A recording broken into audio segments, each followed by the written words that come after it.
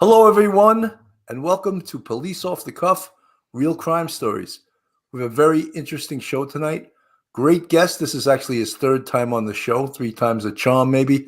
Tommy Dades, legendary first-grade detective, organized crime expert, the guy who put away Eppolito and Carracapa, known as the Mafia Cops, wrote a book called Friends of the Family, and some big things are happening with that. There's the book Friends of the Family, Tommy Dades and Michael Vecchionne. The show is going to be made into a TV series. And so Tommy Dades probably won't talk to me after that once he gets his first residual check. But as a guest host tonight, we have fan favorite, Brooklyn native, Joe Pesci lookalike, Phil Grimaldi. Phil, welcome to the show. Am I here to amuse you? Am I here to make you laugh? Yeah. What's so funny, Bill? What the hell is so friggin' funny? How you doing, Billy? Thank you for having me back. Pretty good. You know something? When people listen to the show from other states and other countries, they're like, we love those New York accents. Well, we got 2 Brooklyn accents and 1 Manhattan, Long Island accent, so we're going to confuse everybody. But Tommy Dades has some really great stories. This is almost like I should call this War Story Tuesday. But Tommy Dades is going to tell us some stories from his wonderful 20-year police career and then 5-year working for the Brooklyn DA's office. So, Phil, I know that you have a few questions you want to ask Tommy in regards to some of his cases. Just go ahead and shoot, buddy. Well, first off, I got to say, when I first went to the bureau in Brooklyn South, Tommy went to the 6-8. I was in the 6-0 in Coney Island. So as time went on, I had the homicide squad right in my office, and I would always hear about this really sharp young detective, Tommy Dades, and I heard a lot of things about him. And then in 1996, we crossed paths a few times at parties and stuff. We spoke. But then in 96, I went to the 6-8 squad, and then I got to see the real Tommy Dades in action. And let me tell you, he was all business all the time. He did a lot of great things in Bay Ridge and just in Brooklyn in general related to organized crime. Anything that happened in Brooklyn, it happened to be in that area. There was always a connection to that area. So Tommy was right on it. And, I was talking to somebody recently. I said, Tommy had to clear over 100 murders. And then I asked Tommy, and we think the number was right about that, right, Tom? With all the time that you had in the bureau and intel? Yeah, not all to do with me, all to do with like team and group efforts and cases, where guys came in, cooperated. We had one guy came in and gave us information on 25 homicides, just one, So that's clearances right there. That's 25 right there. God rest his soul, John Nelson and the homicide squad. Danny Cerentano from the cold case squad's always finding these blue 5s with me and John Nelson on them, either with collars or ECs on cases. And I don't even remember half the things me and John did. But me and John. Let me just clarify. An EC is called in the NYPD is an exceptional clearance. What it means is that the case is cleared and closed because maybe the perpetrator is dead or some other facts that they close it out. Sometimes it could be justifiable, but it's exceptional clearance. EC, we call it an EC. Those poor dead perpetrators get all these cases slapped on them, Well, sometimes too, they could EC it. If the guy's in jail for 150 years, good chance he's not coming out, so they'll EC it. Right, and the DA doesn't want to spend the money to prosecute a case where the guy's already in jail forever, right? Right. But sometimes people, the family members, like to see the guy get convicted of a case that involved. It was nice because you were able to, when you get these information on what happened to somebody's loved one who, nobody knew about, no one had a clue. Sometimes there wasn't even a body. And then you get these guys that come in and, a lot of times we put the case together and collar them. And sometimes the guy was already doing 150 years, or sometimes that guy was dead. But at least you could go to the family and they can have some closure on what happened.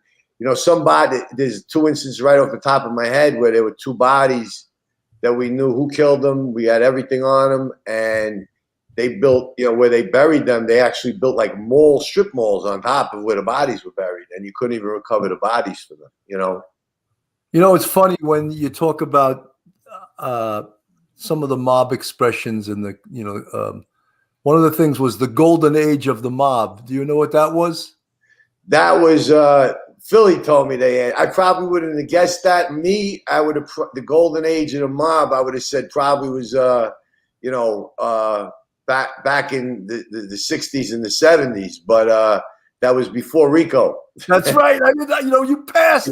I thought you were going to fail. Rudolph Giuliani, who instilled it, and he got that. From what I understand, he reading the book was it Men of Honor by Joe Bonanno, and that's what gave him the idea to put it together. He was the first one to utilize that law where he did the heads of the 5 families.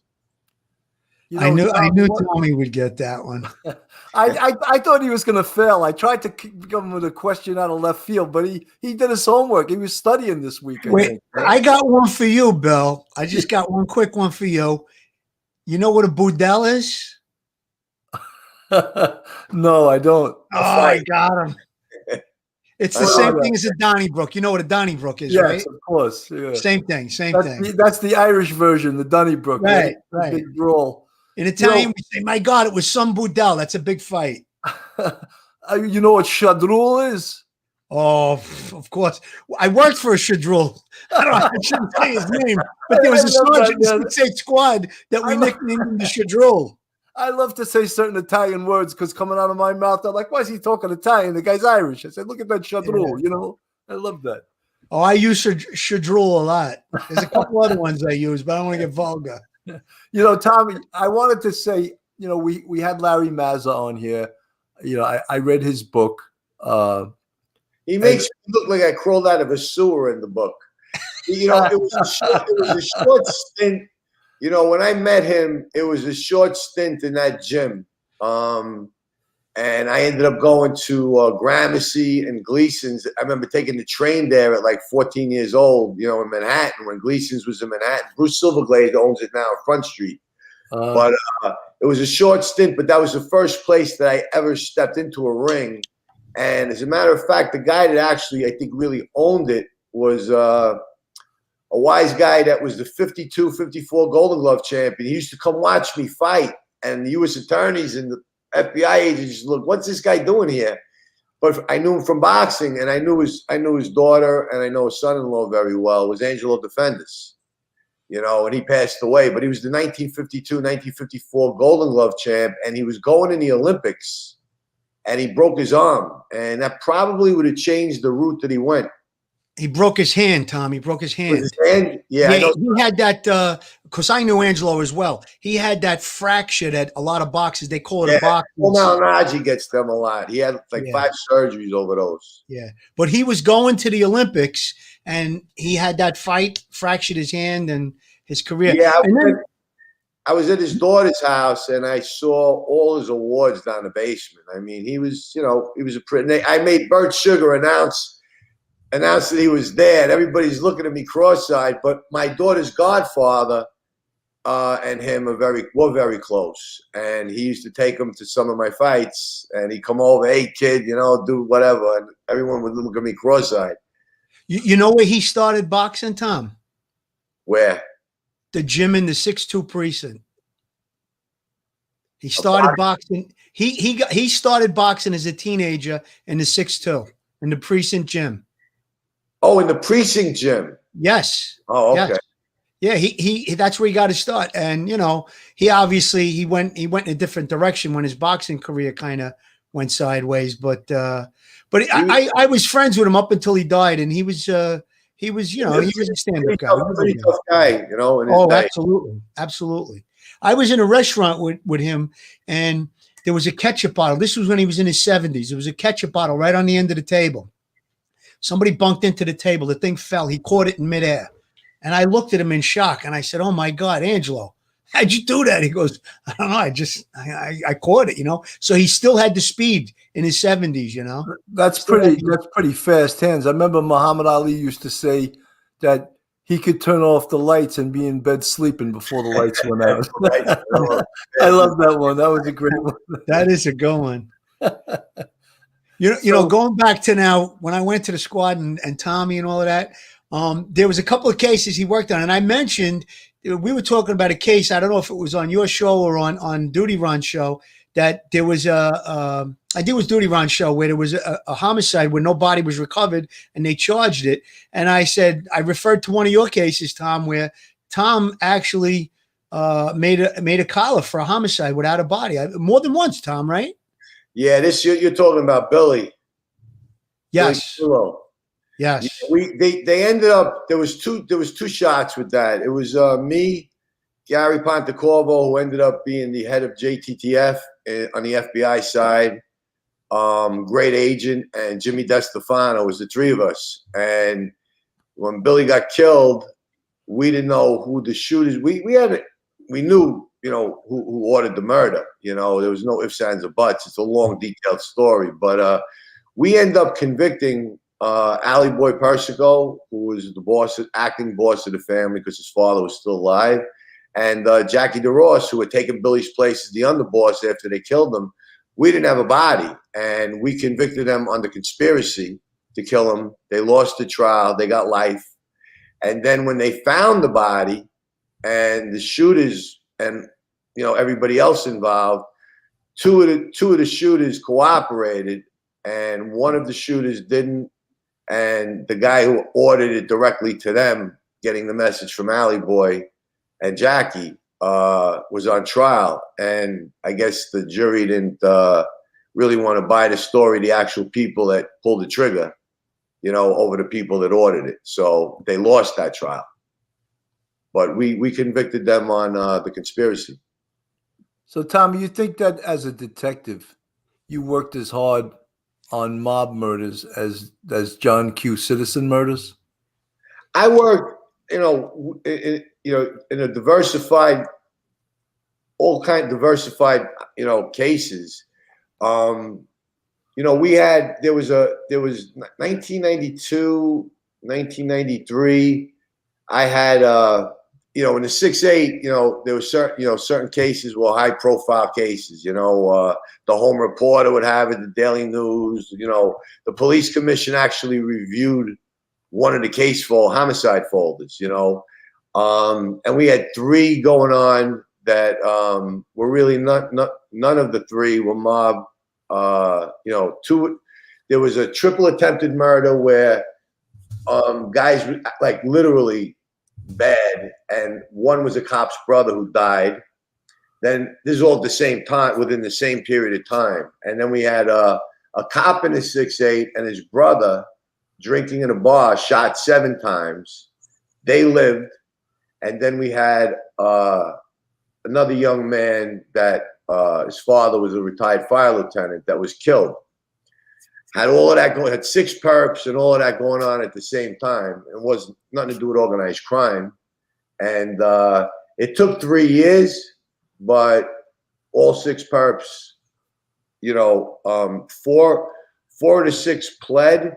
The other 2 went to trial, and it was my only experience with a double jury with 2 defendants. I've never seen that before. We had 2 juries. Oh, you mean rather than sever the case, they tried them at the same time with 2 different juries? 2 juries, yes, in the same courtroom. Sometimes one jury would have to leave. Sometimes they could hear both sides. And Mike Vecchionne prosecuted all 3 of those cases. He was the DA in charge of all 3, and he won that. When I heard both jurors say guilty on that, it was me and Mike Galetta and Joey Regina from the homicide squad that worked that case. It was the 3 of us. And when I heard both foreman of the jury say guilty, it was probably one of the most satisfying moments in the trial that I've experienced, because we worked really, really hard on it. There was really nothing on it for about a good year and a half. There was nothing, and we got lucky. We got really lucky. The 3 of us, worked. Well, you know what they say? They say that when you work 7 days a week, 14 hours a day, you get lucky. Yeah, nah. My ex-wife called up. My son was going to Florida a couple of weeks ago. So she calls up a car service out in Jersey to get him, Uber. I don't know what it is, whatever the hell it was. So for some reason, all their phones were in my daughter's name. So my last name comes up. And the guy on the phone asked my ex-wife, you related to Tommy Dades? And she got a little... She didn't know what to say. know what to say right away, And she goes, yeah, he's my ex-husband. He's the father of my son who's I'm calling for, Frankie was going away with all, the guys from the fire department, whatever. And the guy says, your ex-husband, me and my brother were drinking in a bar and got shot 30 years ago. And your ex-husband caught the guy, and the guy got 30 to life. And I recovered the gun too. And did you pick up their bar tab? He, you know what? He told her, anytime you call, tell your ex-husband I said hello, and anytime you call here, there's no charge. So I know exactly who it is, and I'm glad that they're doing good and they're healthy. God bless them both.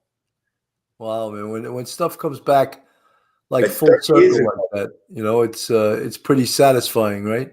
It's sad to hear 30 years ago. Like where did time go? I wonder what, Tommy. I wonder what it feels like, an old gunshot wound that healed, but 30 years later. I mean, what does it feel like? I mean, I'm feeling pain from old sports injuries, and so I'm sure, right?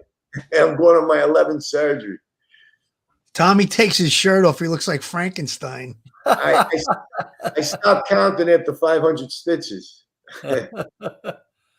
Carol, living in Alaska, how do you like the New York accents?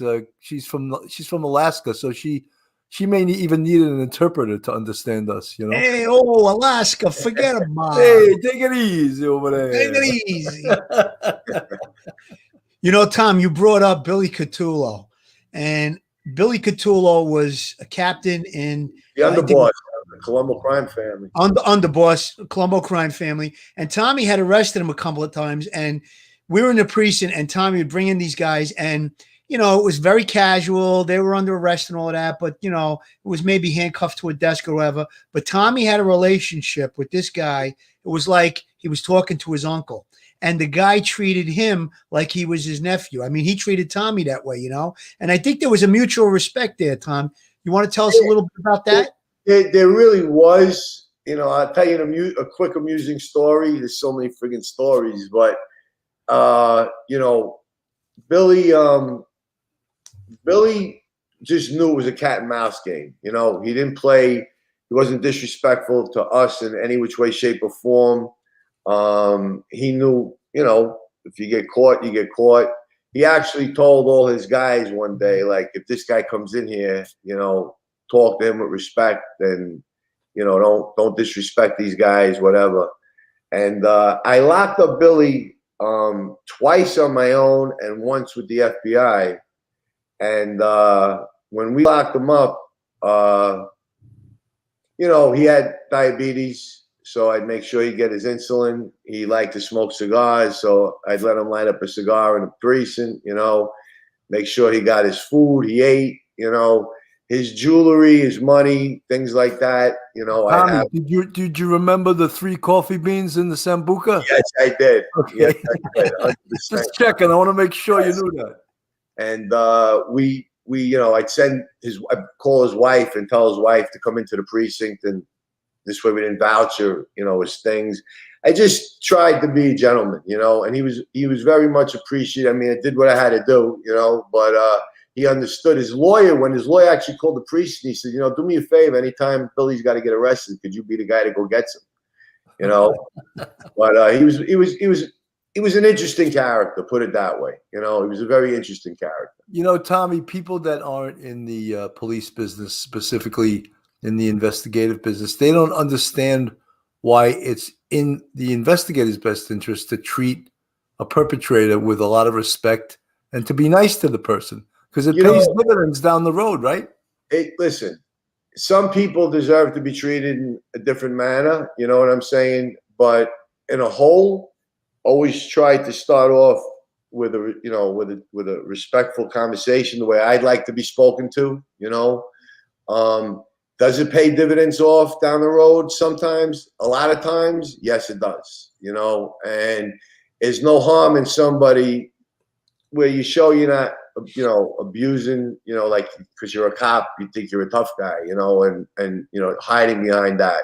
Just be a regular guy, talk normal to them. And, we came from the same neighborhood, basically. We knew the same people. So, I would interview anybody. Jimmy Hawkins, when I went to Intel, Chief Oates, Inspector McCool, Inspector Tartaglia, Chief Ali, they let us start up an organized crime unit there, which had got disbanded when William Pice got arrested, when Sammy pinned him out for paying off a juror. So Intel got disbanded. They had Kenny McCabe, Jimmy Mullins. They had guys there. I would read through their folders. They were unbelievable investigators. Kenny McCabe was, nobody knew what Kenny knew. Kenny was by far the most knowledgeable guy I ever met in organized crime, more than organized crime figures. So, when we started the unit, it was me, Mike Aletta, Jimmy Hawkins, Kevin O'Brien was our lieutenant, and Sergeant McCabe was our sergeant for a while, and then he got transferred. So it was just me, Jimmy, Mike Aletta, and Lieutenant O'Brien, and we'd work with the DEA, the FBI, federal probation, you name it. We did cases with everybody. And Chief Oates sent us down to Manhattan Central Booking one day, and just to debrief anybody. And we did an 8-hour tour down Manhattan Central Booking, and Jimmy Hawkins just speaks to this guy who got locked up for selling a nickel bag of weed. And I don't know if you ever heard the case. It made the front page of the paper. That was all Hawkins. I tagged along once in a while when they collar different groups of them, but that was all Jimmy.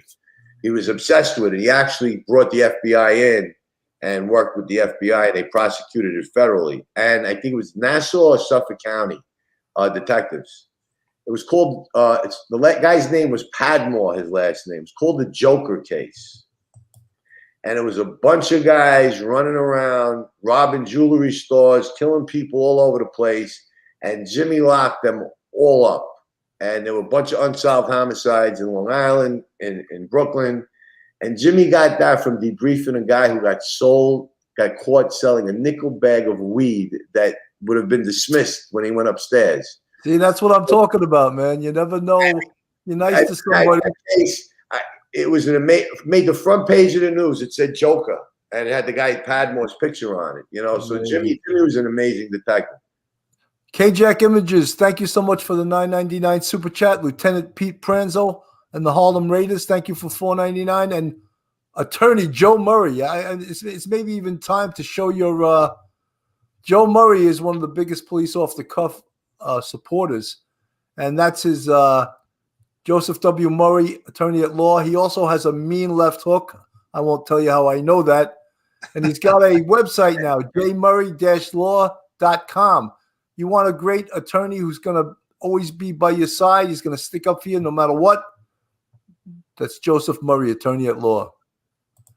And Tom, I got a comment about Joe Murray real quick. Last night I was on Duty Ron show, and something came up. We were discussing a case, and I threw something at him, and I got to tell you, he took it apart like that, right off the cuff, like as a defense attorney. So he's a great attorney. That's all I could say. Based on my little encounter with him, a little back and forth, he's a great attorney. And you know something? He also has some police off the cuff. The Perfect Murder experience. He played an attorney on that, right? Yeah, we talked about that last night too. He's got a future in acting too, I think. Yes. One of the most brilliant. Artie Idala is a great attorney on the state side. I know he'll get mad at me now when I say what I'm going to say, but I know where this is going, Tom. Oh, I'm not lying. The most brilliant federal prosecutor I ever worked with, who's now has a major law firm in Manhattan and Philadelphia. Bar none. James Walden. Didn't grow up with a silver spoon in his mouth. He finished, I think, first in his law class, worked his way through college. He clerked for a federal judge in Philly, got a job in the Eastern District, and ended up the chief of the organized crime section. That guy would work 16 hours a day. I mean, one time me and him, I just read off the information that like 4 cooperating witnesses gave me. And in like 60 seconds, he typed off an indictment where 2 wise guys pled guilty, you know, because he was that good, you know. He beat Jerry Shargell. He beat Ben Brafman. I don't think he ever lost a trial as a U.S. attorney. I don't think he's ever lost one as a defense attorney. One of the most brilliant and humble guys that you ever wanted to meet in your life, but amazing, amazing attorney. That's great. Guys, I just have to quickly go to a quick commercial. Carol Waters is a realtor down in Myrtle Beach. All you guys that want to flee New York City and go down to Myrtle Beach, South Carolina, call her at beachrealtygroup.com, Carol Waters. The cell phone number is 914-261-6681. Her husband, Rob Mayen, was a rollover NYPD to the FDNY. She's been down in Myrtle Beach. They're $1 million salespeople, so they know all about the Myrtle Beach real estate game down there. So give her a call, 914-261-6681. And all you police off the cuff fans, this Tuesday, retired Captain Joe Lisi has declared police off the cuff night at 7 p.m., 350 West 46th Street. There's the number to make reservations. Mark and I will be there. We'll be shaking hands, taking pictures, kissing babies. Hopefully the babies are over 24 years old. I don't know. But we'll be doing all of that. So if you want to come have a nice pizza and meet a lot of old-time cops, come out Tuesday night. Are the babies going to be dipped in butter? Yeah, I hope so. That's a police off the cuff thing. They have a mug dipped in butter or something, right, Bill? Well, it came from saying that cops that were on the job that had a charmed career, we said their balls were dipped in butter. Right. That's where that came from. Yeah. Oh boy. So to clean it up on the mug, we just put dipped in butter. So, you know. Yeah. Hey, Tom, I wanted to go into a story I remember in the 6-8. We did Tommy did a case called Operation Little Caesar, where they arrested 40 guys at once. We had we did the whole thing out of the Fort Hamilton Army base. We had like over 300 detectives, guys from the DA's office, FBI, DEA, and we arrested 40 guys simultaneously. And then shortly thereafter, Tommy started getting death threats from one of the guys. So I don't know. You want to pick up the story, Tom? Yeah, that was a case. Brooklyn South Narcotics was involved. The way it really started was me and Eric Stangerby from the DEA. They had just taken down one portion of guys, and me and Eric hooked up together in the 6-8, and we were looking at mugshots like baseball cards and trading them. And I'm saying they had them as unindicted co-conspirators. And I was like, what do you want to do? You know, you got this guy, you got that guy, but we can get this one.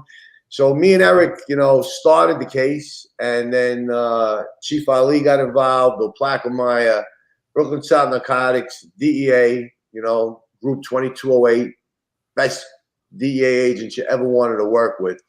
That was Jamie Hunt, Rob Brizzolari, Eric Stangerby, Myron Holochuk. I mean, great. And their boss was John Cipriano. God rest his soul. Sweetheart of a guy. Great guys. One better than the other. And we locked. I think we told this story on the John Papa thing. We were getting Christmas cards at my house with pictures of me, my 2 kids, and my wife, and somebody machine gunning us all to death. And they kept coming. And I think Michaeletta got one too. And the FBI and Major K Squad got involved. And did the PD throw you a radio to take home with you? Yes, they did. They threw me a radio. And I used to love that was the way they dealt with it. Taru did the right thing. But the stupid idiot licked the envelope. And they were able to match his Can you DNA. say the guy's name or no? Yeah, Ronald Moran. No, but his nickname. Messy Marvin. Messy Marvin. And You should have saw him, Bill. Messy Marvin was quite messy. He was about 300 pounds. And he licked the envelope, and he pled guilty to it in federal court. It was pretty funny. You know, there was I think I mentioned this on one of the other shows. There was this stick up in a jewelry store in France and the robbers ordered the owner to open up the safe, and she refused. And so they pretty much assured her, if you don't open it, we're going to shoot you. So she finally opened it, and there was a lot of, I don't know exactly how much money and jewelry, but they took all the jewels, and before the robber left, he kissed her on the cheek. And, of course, they swabbed the cheek, and he identified the moron. That was the only experience, like I told you, that I ever had with DNA, you know?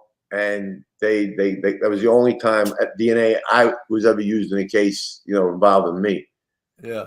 That day when we did the takedown, it was usually like 2 or 3 detectives. We had a boss with us, and they gave you paperwork on who you were going after. So the guy that I had, I can't think of his name, but it was me. It was John Pellegretti.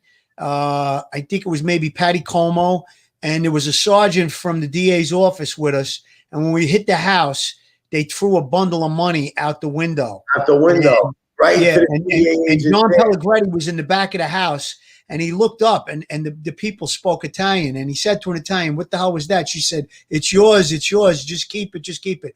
The brick of money was like 80 grand, obviously all vouchered, but it was the kid. He had stolen motors in his house, and something to do with cars with that case, but I can't think of the kid's name offhand. But Mike DeRosa. That's it. That's it. DeRosa. That was it. Yeah. We got some knowledgeable people in the chat. Gerard Hines. You guys work with Gerard Hines? Jerry Hines? It rings what? It does definitely 100%. I know 100%. Yeah. Well, he knows you. He's been saying DeRosa's mother. DeRosa's mother. That's DeRosa's mother threw the money out the window. He's 100% on the money. Yeah. Wow. And I can't put the face to the name. It's bothering. He must have been there. No, he definitely must have been there. Yeah, he must have been there. But John, she said, now John spoke fluent Italian, and she threw it out the window. And when he said to her in Italian, what's that? What'd you do? You know, and she said, keep it. It's yours. It's yours. You know. He had just gotten a nose job, so his mugshot looks like we brutalized him. Yeah, I remember that. He got locked up. He was all bandaged and puffed up. When we went into the house, listen to this. When we went into the house, we had the ram. We were about to ram the door. We didn't have to. They opened the door. So we threw the ram on the side on the front porch. The father came and took the ram and put it in his car. But somebody, like a neighbor, saw it. We took it back. We were contemplating collaring him. But when he heard us at the door, they had a tenant downstairs, and it was a way to get from the upstairs house into the tenant's apartment. So he wasn't there. We said, you know what? Let's check the tenant's apartment. We knock on the door. The guy opens the door. He's half asleep. He had no idea that the kid was hiding in the closet in his house, and we got him. When you're talking about the ram, we did a search warrant with me, Gary Pontecorvo, Jimmy DeStefano, Scott Curtis from the FBI. I think I was, and Jimmy Hawkins, I think, was there. Michaeletta. All of us were there. And Gary was still built like a bull, you know. I mean, Gary's the funniest. You could say it a brick shit house. Shit house. That's what I was going to say. And Gary by himself takes the door down, and the perp ends up under the door. And Gary runs into the house, and he's like looking for the guy, and the guy's underneath. Don't tell me the perp's under the door, and he walked over. He was underneath the door. That sounds like a cartoon. cartoon. The ram almost hit me in the mouth. He dropped it on the floor after the door went down, almost broke Jimmy DeStefano's foot. He was like in a rage. But boy, what a great agent, Gary. What a great agent. That's a great story. Pat Russo, thank you for the $4.99 chat. New York City Cops and Kids Boxing. Steve Colon, thank you for the $9.99 super chat. You guys are keeping us in business, but no one's throwing bricks of money out the window, but that's all right. Thank you so much for the super chats. You know, Tommy, one of the things that everyone, of course, is the most interested in, and I know you can't talk much about it, but is the Mafia Cops, Louis Eppolito and Stephen Carracapa. And that really probably, out of all the cases in your career, even though at that point you weren't on the police department anymore, you worked for the Brooklyn. It started with me on the police department. Okay, it started with you on the police department. And I finished it. The case finished when I was in the Brooklyn DA's office. Right. That was I just say this. Frank Drew, who's a DEA agent, was a worked for the FBI. He was a DEA agent, then worked for the Lawrence County DA's office. Joe Ponzi, myself, Betty Heidel, the mom, the prosecutors, Mike Vecchionne, AUSA Hennock. There's just so many people and so many pieces to that case. Oh, and Timmy Moran, who was a DEA agent in Vegas and worked the Vegas end of that case. Without Timmy, the feds are time barred, and we would have had to just go with one murder in the state, and we probably would have won. But they got hit with 79 counts in U.S. Attorney's Tommy, office. weren't Ippolito and Carracapa held in Las Vegas on a drug charge? They wasn't drug charges. Well, that's what they got. What made the feds? They were time barred to keep the continuing enterprise going until that drug buy was made. And Timmy Moran out there is the one that did it. You know, I mean, it's in my book, so it's nothing that whoever read the book, or you can Google it. Right. Timmy was the one that got that buy done. So when they arrested them in Vegas, that was on the complete indictment out of New York for the whole case. And they get collared in Vegas, they get arraigned in Vegas, and then they get brought back to New York. You know, I mean, they probably thought that they were scot-free and they had started a new life in Las Vegas, right? If it wasn't, all I could tell you is this much. You talk about relationships, and she wasn't too pleased with me, you know, when we first spoke. And I totally was able to relate to her, you know, being mad for a lot of different reasons. But Betty Heidel is the only reason that case resurfaces. Right. And a lot of people, when we approach certain people, I won't mention their names, you know, basically laughed in my face and said, you know, what makes you think, you know, you can do this? And I said, I don't think I could do it. I said, I'm just looking to take a shot at it. And Frank Drew was a big part of it. You know, Timmy Moran, with Joe Ponzi, Betty Heidel, the Eastern District. I mean, Mike Vecchi, all these people that got involved in this thing. Without one peg, it doesn't happen. So, you know, did Jim Walden work in the Eastern District at that time? I only wish that Jim Walden was the prosecutor on that case. You know, just for the relationship, it would have been a lot more fun, you know. Tommy, Gerard Hines said, Tommy arrested Tommy Kane and TJ Hines, my little brother, but Tommy was a fair guy, he said. That's the guy. That's the guy. Yes. Yes. I locked them both up. That was one of the cases I was talking about where the cop's brother died. Wow. So when we're talking about it comes full circle, being nice to people, comes back. 100%. But that was the case. That was the case. Bill, earlier you were asking Tommy if he gave his all on the mob cases as well as the other cases. And I think the difference, like when I worked in the 6-0 squad and I would go on a homicide and go to interview people, you know, there'd be cockroaches crawling. When Tommy was investigating a mob case, he'd sit down and have a nice black coffee and maybe a cannoli, you know. and he had the picky and the cappuccino cup, you know. And it wasn't so much fun being in Operation Pressure Point, strip searching prisoners in the 7th precinct. Trust me.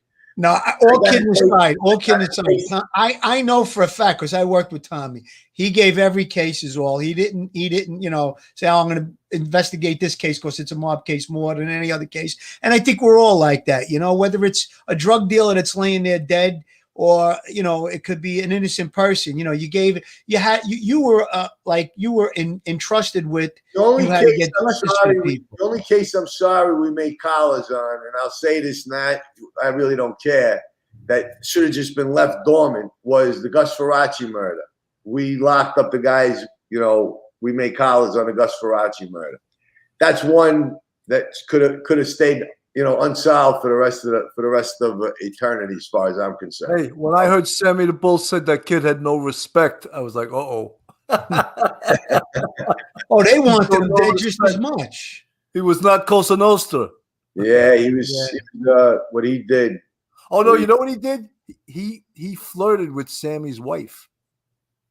I was like, that's got to be a death Well, sentence. I'll tell you something. He went away for killing. Gus Faraci went away for killing a young man on the beach, and he was doing time for. I think they got him on manslaughter, and then he kills Everett Hatcher, the DEA agent. God rest his soul. But there's another murder that I won't get into it because I left it. It didn't pay to.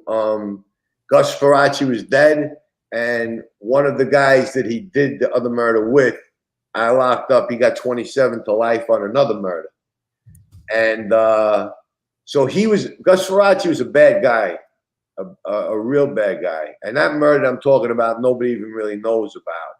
But he's dead, and the other guy that was with him that did it got 27 to life. So they're paying their price for the murder that we didn't lock them up on, and there's reasons that we couldn't.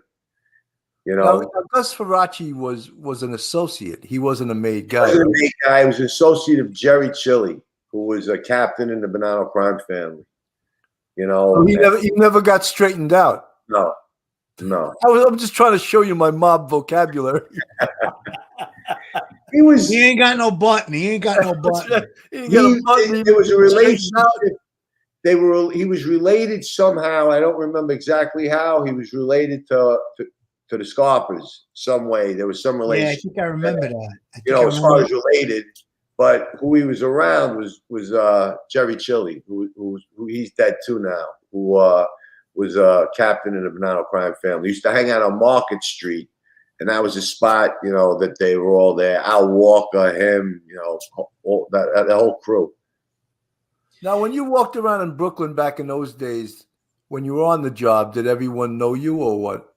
Yeah. Like all the wise guys knew you? I would stop on 13th Avenue to stop at the pork store. And I'll say, I've got B&A pork store, and the owner is Bob. He was the sweetest guy in the world. Oh, that was like Satrial's in The Sopranos. Yes, exactly. Something like that, yeah. Bobby was a legitimate guy, but I'd stop there to bring veal cutlets or chicken cutlets or steaks home. Yeah. And I'd walk right by everybody. My car would be parked. I'd walk by everybody I was harassing all day, Yeah. And then that was actually a great place, B&A pork store. And then Rocco's for the Galamati. I went there. I went to stop there one day, and he's gone. He was gone. I miss those places. I really. He may have gotten clipped. No, he closed. They bought him out. He just left. He was there. He started as a little shack, and then they opened it up. He put money into the place, but I had all the agents eating there. Everybody and their mother was eating in that place. He started out with like a trailer, and he started a little shack. And he made what great Galamati he made. Forget about it. Yeah, he had good food there. Good food. He was a miserable bastard, but he had good food. Nah, he was nice. He always was nice to me, Rocco. He was always nice to me. Yeah. So. Hey, Tom, I remember I was still in the 6-0. The Colombo mob war was going on, and there was a shooting, and I responded to Coney Island Hospital. It was Boba Malpizzo's son. I actually fought him. He was a fighter. I actually fought him. He was a Hell's Angels prospect. He's dead now. He was a Hell's Angels prospect, and I actually sparred him in a gym out in Tottenville one night. Well, when we responded to the hospital, it was right in the middle of the Colombo mob war, and they took some shots at this kid, and they really weren't being cooperative. But immediately after, within an hour, they went to the bagel store on 3rd Avenue. Bagels murder. They shot and killed an innocent 18-year-old kid behind the counter. You want to tell us a little bit about the Colombo mob war, Tom? That was the Arena faction. Vic Arena was the boss, acting boss, and Carmine Persico was the boss. He appointed Vic to be the boss until his son got out of jail, Alley Boy, the one we locked up for Billy's murder. And they made a move on Vic and tried to kill him instead of just letting him depart, and step down nicely.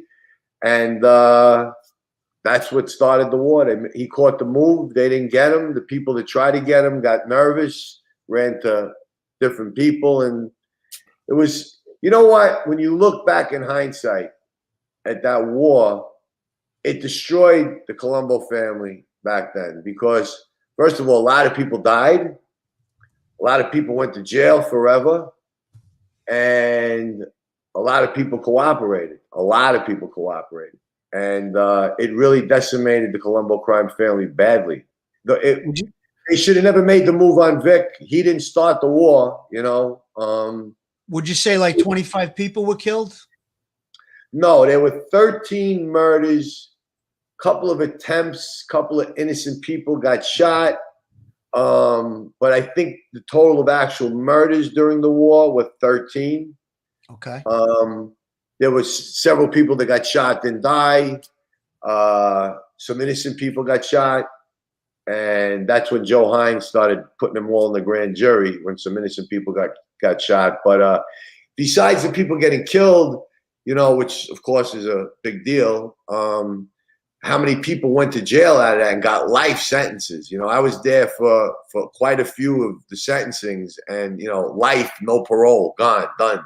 And then how many people cooperated as a result of that war, which led to other waves of arrests that had nothing to do with the war, or guys that they couldn't nail for the war that they were able to now.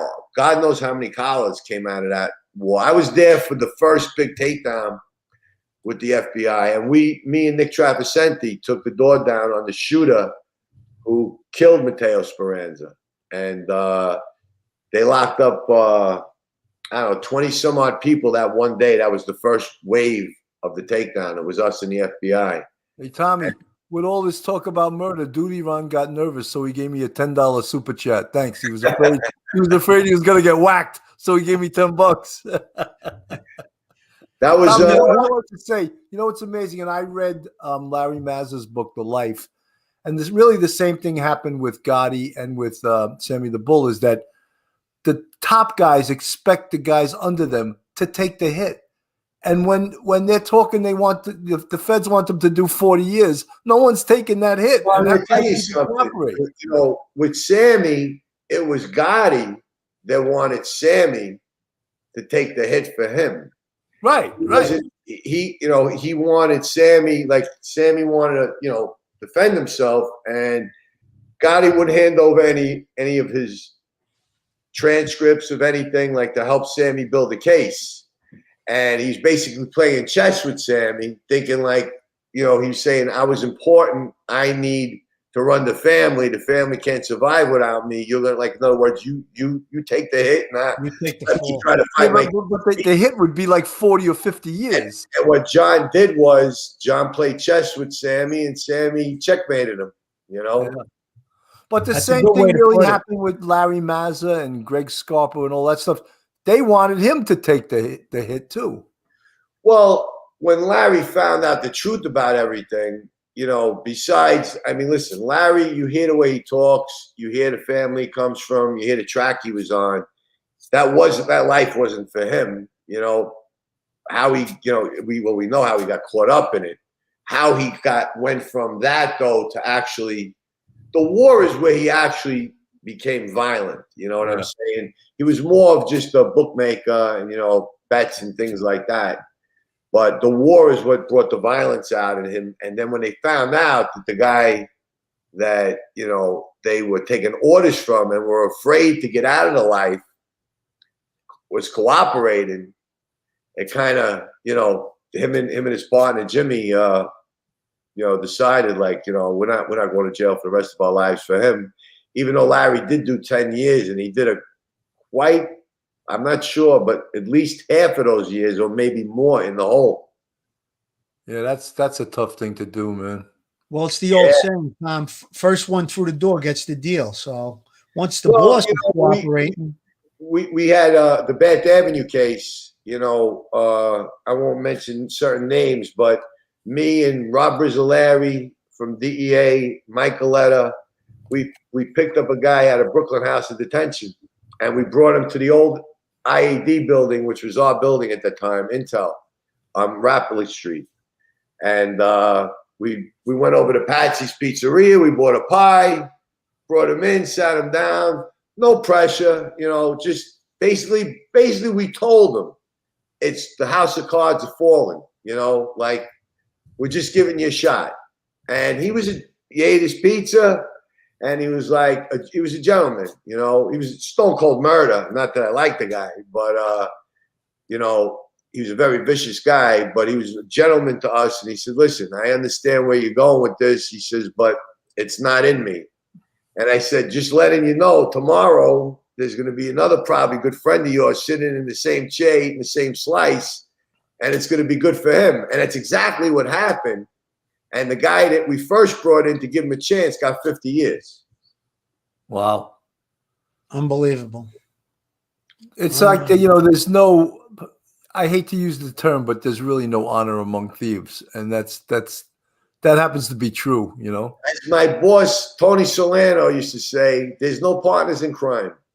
You know, That's true. Tony was one sharp guy. I call him Slip Mahoney because he'd always have a hat on with a pencil behind his ear with the racing form. You know, Tony's a great investigator. Great. Is there any such thing as a stand-up guy, you know? Yeah, 100%. I mean, listen, I was just talking on the phone with Joe Ponzi and Frank Drew, and I was talking to Frank Drew more in detail. There was a case that DEA let me tag along on the takedown. I had nothing to do with it. I was not a Genovese expert. I did not ever put handcuffs on a Genovese crime family guy. I knew like the high plays like everybody else did, but I really it was foreign land to me. And there was a group called, there used to be the Purple Gang from like Cleveland and Detroit, a bunch of Jewish guys years and years ago.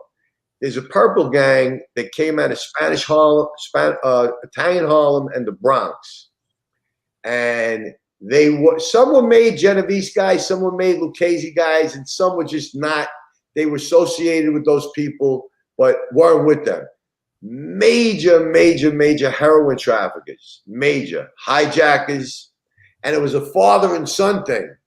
It was a group of guys from back in the 30s that started it, and I went on the takedown of Rob Brizzolari and the group 2208, you know, from DEA, were experts on Genovese guys.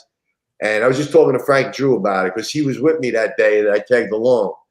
And these guys were facing like 150 years in prison. Like they had them cold. There were like, I don't know, 10, 12 of them. And I tagged along that morning just, you know, they asked me, "You want to come?" I says, "Yeah, I'll go." I knew nothing about any of them. And 150 years in prison. They were laughing in the cell. Not one of them cooperated. So not that they were doing good things. It's good they got caught. But you got to look at guys like that. They took it on the chin. They knew what their risks were. And when they got caught, they showed no emotion. When they got sentenced, they showed no emotion. And not one of them cooperated. And believe me, someone would have taken one of the Purple Gang guys to cooperate because they could have really given you information that, you know, law enforcement don't have. And I bet you there aren't many people out there today, if they still exist, that really know anything about them. Right. You know, guys, we're at 53 minutes in. I promised today we would do under an hour just because people are telling me that, oh, I can't listen for more than an hour. But then people listen to this and they say, I could listen to this all night, you know? Like, you know, Gerard Hines just said, "I remember Tommy questioning me for the Mike Marola murder, but he did it by the book." Yeah, he didn't.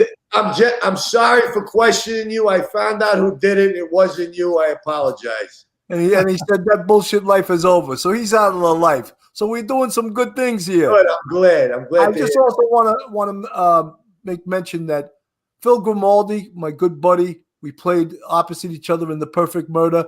He's got a future in this podcast business. You know, he's not just a Joe Pesci lookalike. We joke around. That's Philly Hollywood. That's right. He's a smart guy, and he's got a good personality, and people like him, and he's got that Brooklyn accent. Am I here to amuse you guys? What the frig is so friggin' funny? Tell me what's funny. That's great. I love it. I love it. Thank you, Bill. I really appreciate that compliment. Dear friend, and Philly's done things for me. I can never repay him. Me and Tommy are good buddies. Keep your friends close. You don't hear that bullshit, right? But anyway, Tommy Dades, you're the man. I feel like you've been my buddy for years. and I've only met you 3 times via a StreamYard. And I thank you so much for having me on again. Thank you. I appreciate Hopefully, we'll all meet up next week at Bar Yes, Del. I'm hoping that we all meet up next week. And I just want to one more time give kudos to Joe Murray, attorney at law. That's his website, jmurray-law.com. For all you folks that are in the live chat, I appreciate you guys, everyone giving me those super chats. And if you want to support Police Off the Cuff, please subscribe to us on YouTube, join our Patreon. I hate like pushing all of this stuff, but that's our Patreon address. We have 3 tiers. The one is called the Bucket. Number 2 is called Polish My Rack. And of course, the premier one is Dipped in Butter, which costs $11 a month. That's the one. And that's the one you really want. You really want it dipped in butter, that's for sure. But anyway, Tommy, I can't say enough. These stories are unbelievable. And I can't wait until you can talk about the mob cop case because yeah, me too. That's a great case. Everyone here wants to hear about it, and I mean, obviously, that's why they're going to be making it a TV show because it's going to be great. Terrence Winters is an amazing writer, and he's going to really do a good job. But he'll be able to articulate the story, just how it happened. Dude, he got $5 because he doesn't want to get whacked again. Bill, I just got to say, I know some of the intimate details of that case, and I'm going to tell you, when it hits, it's going to be fantastic. It's just really the biggest scandal the NYPD ever saw, and it's just an unbelievable story. And you guys will be seeing it very shortly. I hope so, man. And I just, again, Philly, Philly's probably going to be filling in a lot because Mark DeMeo, my co-host, he's a busy comic, and comedy's starting to open up again. He's probably going to get booked at least every Thursday night. So Philly's going to be filling in a lot, I hope. Or else if he doesn't, I'll have to get some other short Italian guy from Brooklyn, He'll be there, Philly. Trust me. He's going to be there. You get Joe Pesci to do it. That's all. Yeah, I'll have to get the real Joe Pesci, not the Joe Pesci lookalike. I got to tell you, we only scratched the surface with Tommy's career. Tommy, you know that there's a zillion. I talk to Tommy sometimes. I bring up one thing. We're on the phone 45 minutes, just shooting stuff off. He's like a computer when it comes to this organized crime stuff. Absolutely. Folks, all you Police Off the Cuff, real crime story fans, thank you so much for listening. Thank you, everybody. On behalf of Phil Grimaldi, the great Tommy Dades, good night. Good night.